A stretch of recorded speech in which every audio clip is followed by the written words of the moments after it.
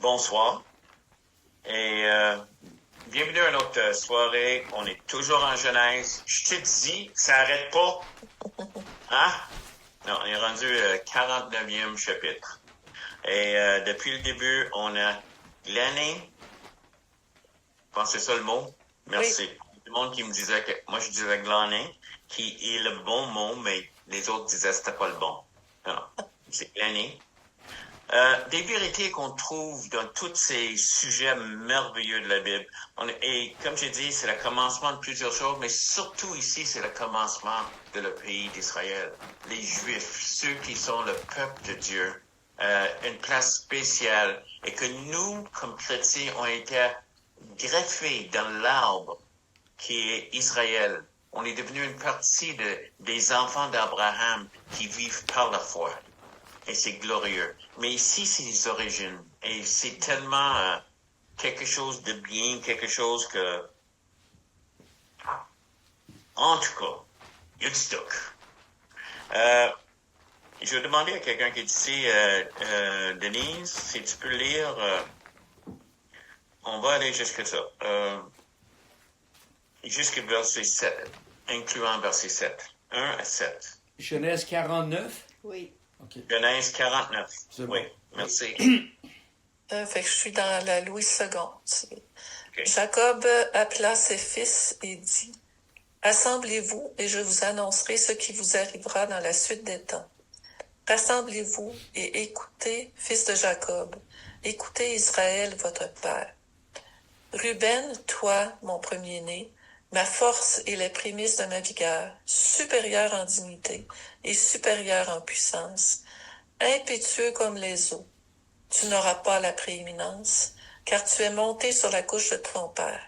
Tu as souillé ma couche en y montant. Siméon et Lévi sont frères. Leurs glaives sont des instruments de violence. Que mon âme n'entre point dans leur conciliabule, que mon esprit ne s'unisse point à leur assemblée. Car dans leur colère, ils ont tué des hommes, et dans leur méchanceté, ils ont coupé les jarrets des taureaux. Maudite soit leur colère, car elle est violente, et leur fureur, car elle est cruelle. Je les séparerai dans Jacob, et je les disperserai dans Israël. C'est jusqu'à 7, c'est ça? Oui, c'est ça, 7 inclus. Donc, Dieu, on voit que Jacob ici, il approche la fin de sa vie. C'est le dernier acte qu'il va faire avant de mourir. Il sait qu'il va mourir, mais il prend toute sa force. Il veut parler à ses fils. Il y a 12 fils à qui il veut parler. Puis il y a un message pour chacun d'eux. Et Jacob ici est en train d'agir en tant que prophète. C'est pas quelque chose qu'on voit avant avec lui. Même on voit, c'est le premier où un homme déclare une prophétie, que c'est un homme. On a des prophéties comme de Dieu qui dit qu'est-ce qui va arriver aux Adam et Ève qui ont sorti du jardin, puis d'autres choses qui sont. Il y a même des prophéties qui sont discutées, mais c'est la première fois qu'on voit une prophétie déclarée par un homme en Genèse, dans la Bible. Et il est vraiment sûr de lui-même. Il n'a jamais fait ça auparavant, mais il connaît son Dieu, puis il sait qu'est-ce qu'il est en train de dire maintenant va arriver. Et c'est intéressant qu'est-ce qu'il dit en verset 2, il dit « Rassemblez-vous et écoutez, fils de Jacob. Écoutez Israël, votre père. » Donc, il est cette dichotomie. C'est un grand mot, je vais t'impressionner. Il est Jacob et Israël. Mm-hmm. Et Israël veut dire celui qui lutte avec Dieu. Mm-hmm. Et Jacob veut dire celui qui lutte avec Jacob. En tout cas, ça c'est mon interprétation. Ça, c'est les deux luttes qu'il y avait dans sa vie. On sait qu'il était nommé Israël quand il a passé une nuit en train de lutter avec l'ange de Dieu. Et il a même dit à la fin, il dit, j'ai lutté avec Dieu et j'ai vécu. Parce qu'il voulait quelque chose de Dieu. Et toute sa vie était une lutte pour avoir de Dieu. Qu'est-ce qu'il voulait? Donc, ça c'est Israël. celui qui lutte, pas pour lutter, pas pour faire du trouble, mais il y avait un but. Il y a des gens qui sont en chicane avec tout le monde. N'importe quoi. Tu dis blanc, il va dire c'est noir. Et c'est juste, je t'icite aussi. Tu sais, je t'ici. Puis il faut que tu me remarques. Il y a toutes sortes de raisons pourquoi le monde veut lutter. Il y a du monde juste rempli de colère. Mais Jacob a un but dans toutes ces luttes. Même quand avec son frère, les choses qu'il fait, oui, il a triché son frère, il y a d'autres choses. Mais en arrière de tout ça, il était une lutte pour recevoir de Dieu. Il pensait que Dieu était le plus important et les choses de Dieu. Et là, on arrive les derniers moments presque de sa vie et Dieu est encore le plus important. Et quand il va parler à ses fils, c'est par la parole de Dieu pour eux, mais pour Israël, pour qu'est-ce qui est en train d'être, et la volonté de Dieu. C'est un homme qui est désiré, et il le fait. Donc, on voit qu'Israël et Jacob sont là, en train de parler à leur fils. Et le premier fils à qui il parle, c'est Ruben. Et en Genèse 36, verset 22, c'est juste mentionné dans une ligne que pendant que Jacob était parti, Ruben a été couché avec sa femme, la femme de son père. Un événement. Une chose qui est arrivée dans sa vie, qui est décidé à faire. Et je vais demander à Linda de lire Hébreux 13, 16 et 17. Hébreux 13. Le verset que vous avez donné, c'est Genèse 36, 22? 35, 22. Oh, 35, 22, ok. C'est juste avant 36. Oui, c'est bon, merci. Après 34. Oui, excellent.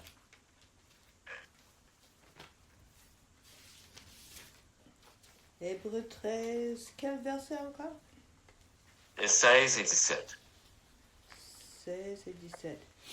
Et n'oublie pas la bienfaisance et la libéralité, car c'est un tel sacrifice que Dieu prend plaisir.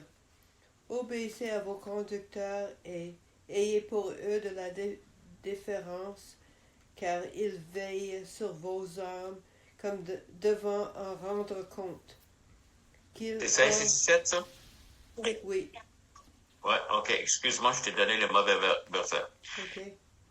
Donc, c'est toute ma faute. Vois comment je suis humble, je prends le blâme quand il faut. C'est peut-être le verset 4. Isaïe?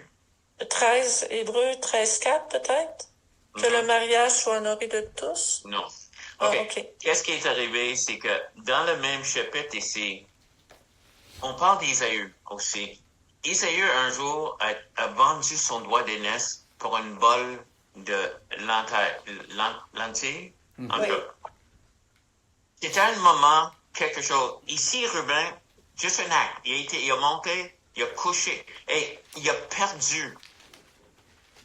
On prend, il y a une chose qu'on trouve dans le Seigneur, c'est qu'on a un Dieu qui pardonne. Il pardonne beaucoup. C'est, tu sais que, quand il dit, voici comment prier. Dans la prière même qu'on devra faire tous les jours, c'est que, pardonne-nous nos offenses. Savant avec qui il y avait affaire. Même les chrétiens. OK? On est, en tout cas, mais il y a des conséquences à ça. Comme quelqu'un a dit, le péché, c'est comme un clou. Tu rentres le clou dans un morceau de bois, et après ça, avec le marteau, tu peux arracher le clou. Mais il reste un trou. Oui. Et des fois, il y a des conséquences à le péché. Et ces deux hommes-là, Isaïe, et c'était comme, ça durait des minutes. Ça n'a pas été long.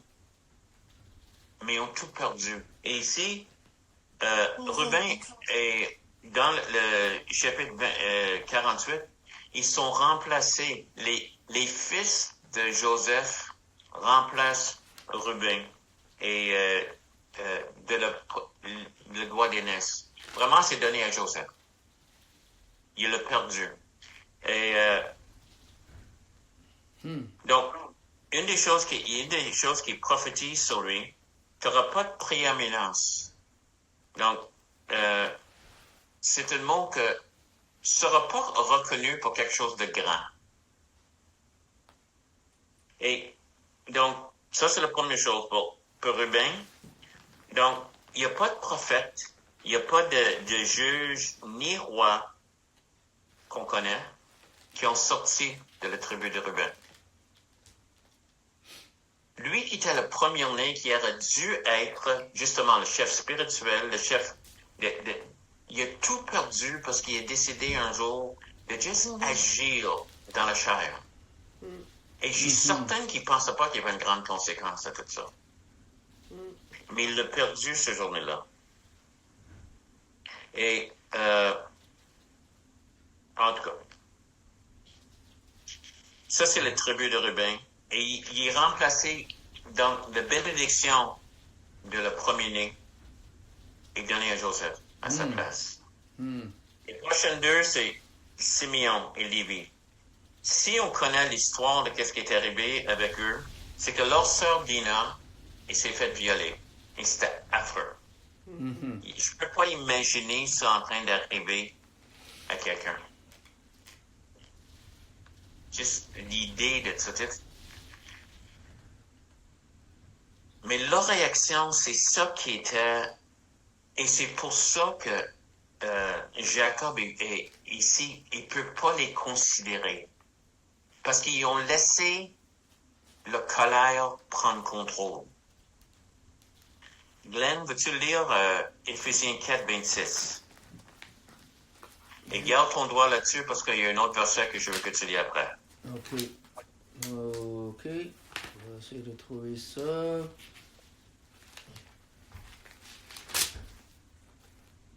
Pour ceux qui sont en train de nous rejoindre, on est sur un enseignement Zoom. Il y a différentes personnes qui sont sur Zoom avec moi. Et moi, je suis trop paresseux pour lire les versets moi-même. Donc, je demande à d'autres. Éphésiens 4, 26, si vous vous mettez en colère, ne péchez à point, car que le soleil ne se couche pas sur votre colère. Autrement, la colère va venir dans ta vie. OK? Il n'y a personne qui se fâche pas. Mais il dit, agis pas. Vraiment, qu'est-ce qu'il est en train de dire, c'est agis pas là-dessus. C'est pas parce que ça ne donne pas un droit d'agir.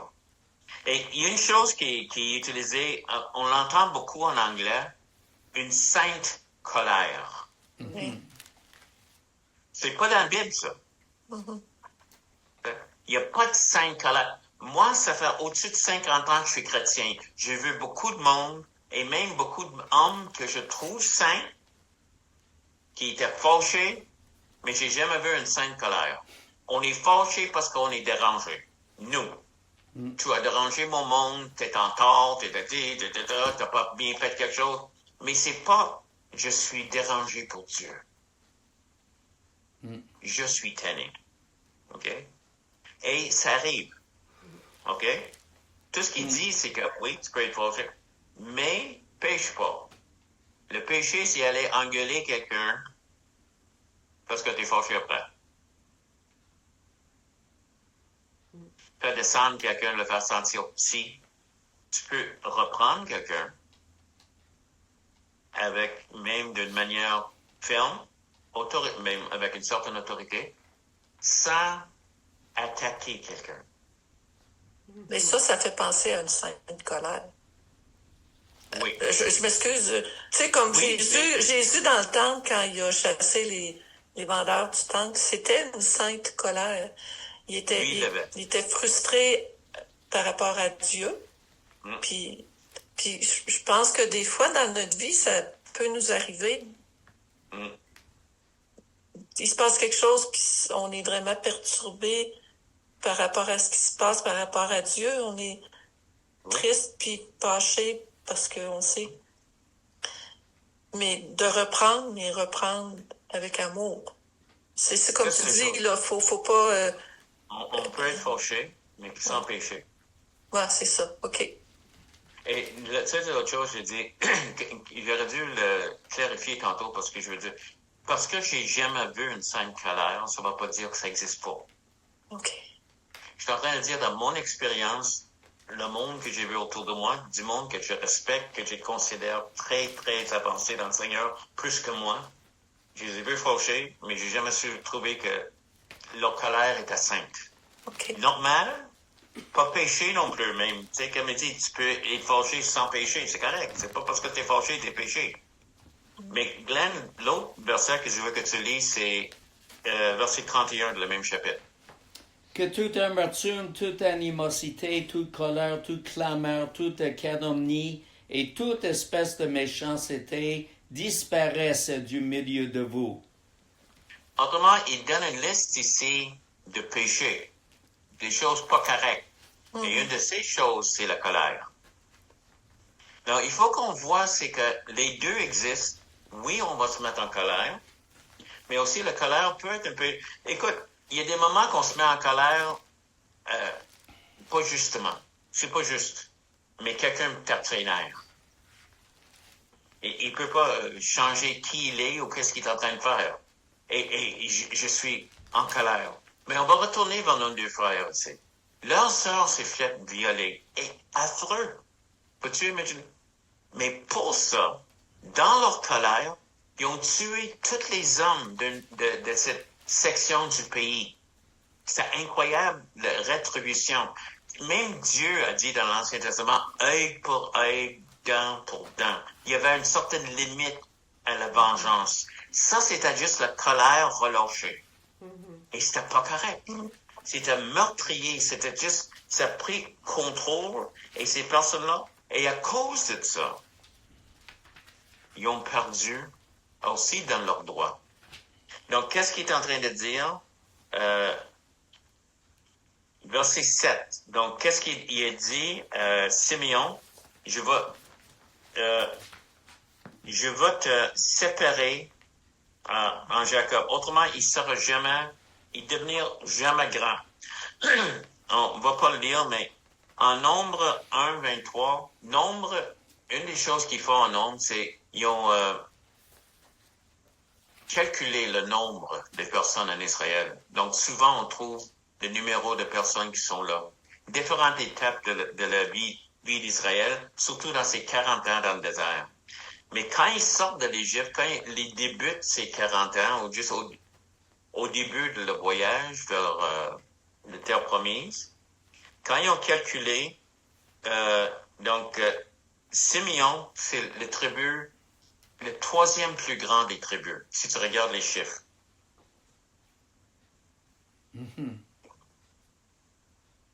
35 ans plus tard,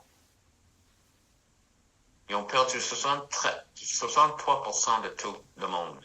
Ils sont devenus une des plus petites tribus en Israël. Et ça, c'était la chose que Jacob les a promis.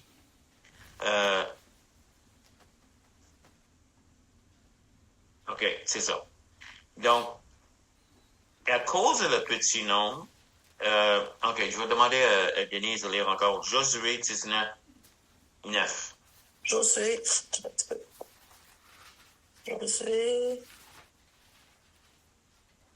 19, 9. Voici, OK, ils sont en train de s'établir en Israël maintenant. Ils sont rendus dans la terre promise. Et voici la distribution des attributions. C'est un mot que j'ai appris. Oui. Voici. Là, c'est une autre version en tout cas. Le patrimoine des fils de Siméon fut pris sur la contrée des fils de Juda, car la part des fils de Juda était trop grande pour eux, et c'est au milieu de leur patrimoine que les fils de Siméon reçurent le leur. Autrement, ils faisaient partie, même pas leur propre. Ils étaient là, oui, il y avait leur territoire, mais ils étaient comme un peu perdus en Juda. C'est Juda?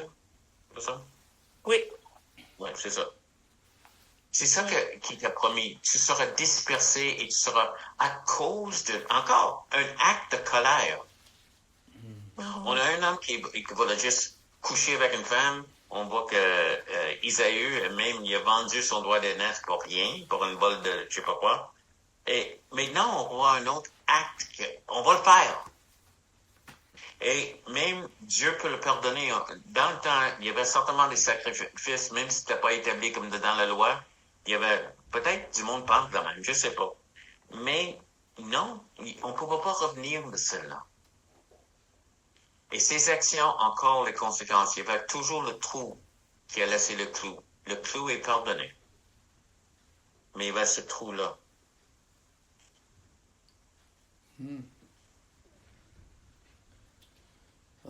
Maintenant, voici comme une punition. Mais voici, OK. Linda, Exode 32, 26 à 28. Rappelle-toi, il y a deux tribus ici.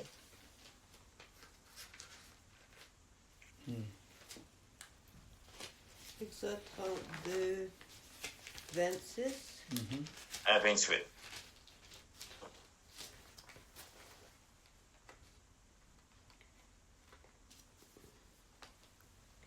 Ça dit, Moïse se plaça à la porte du camp et dit, à moi ceux qui sont pour l'Éternel, et tous les enfants de Lévi s'assemblèrent auprès de lui.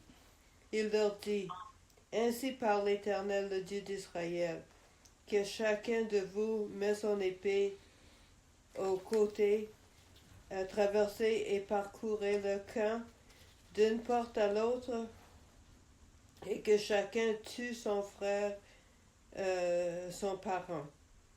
Les c'est ça? C'est béni. Merci, Linda. C'est ça que je voulais. C'est bénissement. Va tuer tes frères et tes parents. Non. Excuse-moi, c'est un autre temps, je ne veux pas rentrer là-dedans. C'est vraiment de Dieu. OK? Mais qu'est-ce qui est arrivé ici, c'est que ces deux tribus, OK? Ces deux fils, Simeon et Lévi, en colère, ils ont fait quelque chose. Ils ont perdu. Ils ont perdu leur tribu, ils ont perdu leur territoire. Et Ruben, excuse-moi, Simeon a demeuré comme un peu perdu dans la foule. Et parce que Lévi a décidé un jour, je suis avec Dieu. Il s'est fait disperser aussi, mais pas d'une mauvaise façon. C'est devenu le tribu des sacrificateurs, des tribus de ceux qui allaient servir dans le temple. Ils n'avaient pas de terrain à eux, mais ils étaient partout en Israël. Dieu les a bénis, pas à cause de l'acte qu'ils ont fait, tuant le monde qui ont violé leur sœur, mais parce qu'un jour, ils ont décidé, on est avec Dieu. Que ceux qui sont avec moi, Moïse a dit. Et Lévi a avancé. Et oui, on fait des actes, même si il fallait que ça aille contre leur propre famille, parce que Dieu était en premier. Mais, c'est toute une situation, je ne peux pas rentrer dedans maintenant, mais ça prend un courage et, comment on peut dire, une droiture de regard, juste clarté. On sait en qui on est cru. On sait avec qui on est. On sait pourquoi on est ici. Ça prend à ça même plus grand que la famille. Et il y a des moments comme ça dans notre vie. Mais regarde, ils sont devenus cette grande tribu sans avoir une terre à eux. Mais c'est une des tribus peut-être les plus honorées en Israël. Donc, de quelqu'un, Jacob le dit, tu vas être dispersé, et c'est correct. Mais ici, c'est dispersé d'une bonne manière. Autrement, Dieu est capable de bénir, même si on ne voit pas. On a une idée, Dieu a une idée aussi. Comment qu'on peut sauver le monde? Ça me fait penser à l'histoire d'Esther. Esther, c'est super. Et ça parle de Haman, qui a décidé, et c'est bon, parce que ça a passé dernièrement. C'est quoi le nom de la fête? Quelqu'un peut me dire? Purim. Okay, je sais pas, Purim. Oui. Donc, la raison de Purim, parce que Esther a décidé, c'est comme, elle a été devant le roi, elle a mis sa vie en danger. Le roi avait proclamé quelque chose, que tous les Israélites soient tués, effacés. C'est Haman qui a influencé le roi de le faire. Une fois qu'un décret était fait, il n'y avait aucune manière de l'arrêter. Israël ou les Juifs étaient faits. Il n'y avait rien. Esther, ils ont prié, elle est rentrée, et le roi a dit, je ne peux pas l'arrêter, mais Israël peut se défendre. Une situation impossible. Et on célèbre aujourd'hui parce qu'ils ont gagné. Voici une situation impossible aussi. C'était la promesse, Libye va être dispersée. Mais dans cette dispersion, il y a une bénédiction de Dieu. Dieu peut prendre des choses qui ont de l'air négatives et les rendre positives. Il n'est jamais au dépourvu, il n'est jamais comme, oh mon Dieu, qu'est-ce que je vais faire? J'ai jamais vu ça. Il l'a déjà vu. Ça, c'est notre Dieu. Et ça, c'est les serviteurs de Dieu. Amen. Et Lévi, qu'est-ce que ça montre? C'est qu'on peut changer. Oui, il a sorti son épée. Et oui, probablement un peu de colère là-dedans. Viser dans la bonne direction. Peut-être que ça, c'était une colère sainte. Hein? Mais ils ont fait le bon choix cette journée-là. C'est ça que Dieu est en train de nous parler aujourd'hui. Pour toi, pour moi. Il y a des personnes ici, on voit ici 3 hommes, 3 frères, il y a plusieurs, il y en a 12. On va être ici pendant 12 semaines, non, je sais pas. Mais, chacun une histoire, mais dans ces 3 frères-là, le plus grand de l'histoire, ils ont fait le mauvais choix. Et même avec tout ça, ils sont toujours le base d'Israël. Leur nom va être éternellement vu, écrit sur les portes de perles au ciel. Parce que Dieu pardonne et Dieu les a choisis. Wow. Dieu a un plan pour toi aussi. Et Dieu est toujours en train d'agir. Et dans toutes ces actions, toutes ces choses-là que Dieu est en train de des fois, il y a des leçons à apprendre. On ne devra pas mépriser la discipline du Seigneur. Ça peut arriver à chacun de nous. C'est comme ça que je suis si parfait, moi. Donc, en tout cas, mais pour toi, qu'est-ce que ça veut dire? Premièrement, Dieu a semé. Il est en train d'agir. OK? Jacob est dans les dernières minutes de sa vie. Et il a force de prophétiser des choses puissantes qui durent siècles. Chacun de ces fils-là, si tu ne le vois pas tout de suite, moi je le vois. Il reçoit la grâce de Dieu de continuer à agir et continuer à être. Ruben, il était plus petit, mais il était riche. OK? Ils étaient une partie d'Israël. Et Simeon aussi, on voit à travers. Tu sais, ils sont là, ils sont en train de recevoir les bénédictions de la terre promise. Et le plus grand, peut-être, c'est Lévi. Je ne sais pas si Lévi, quand il est en train de tuer le monde ou tout ça, dans cette colère, se voyait être le chef spirituel d'Israël.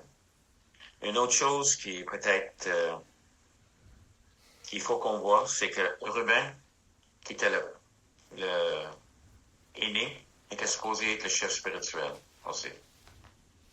Dieu a dispersé ces choses parmi différents frères, les bénédictions de l'aîné.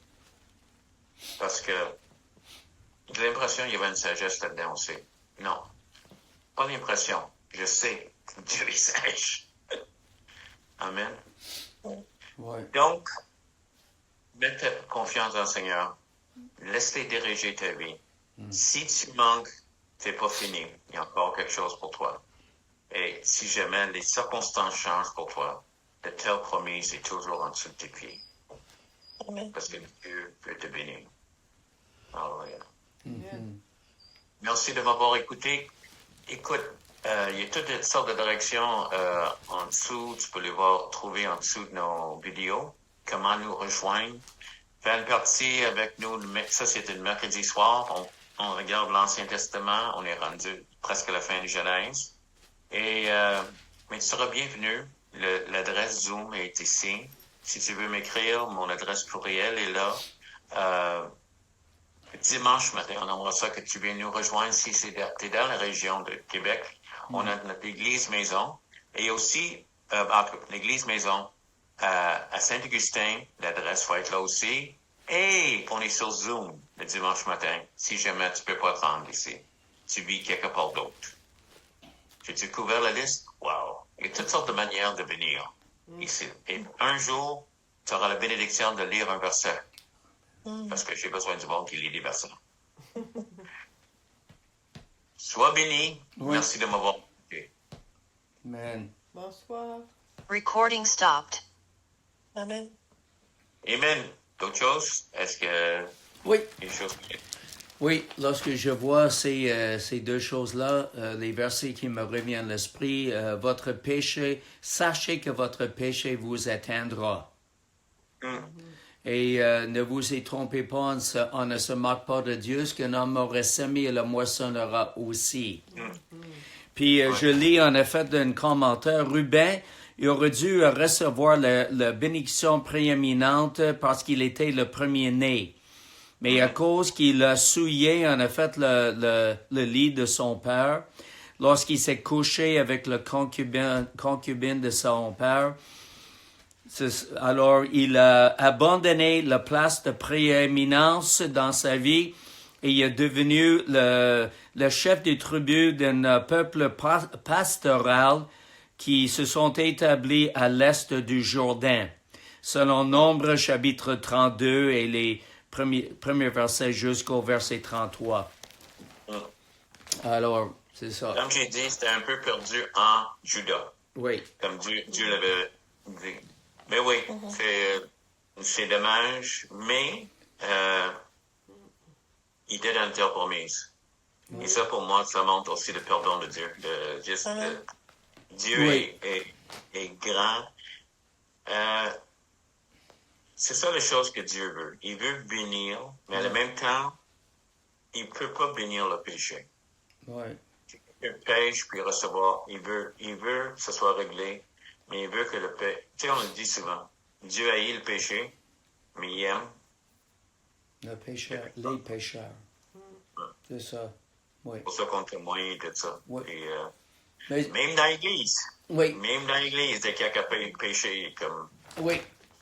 Je me rappelle quand je péchais dans le passé, puis maintenant que ça n'arrive plus. C'est ça. Alors, c'est parce qu'il a perdu la prééminence. C'est ça Amen. l'affaire. Il a dit, impétueux comme les eaux, tu n'auras pas la prééminence. Puis à cause de ce qu'il a fait avec le concubin de son père.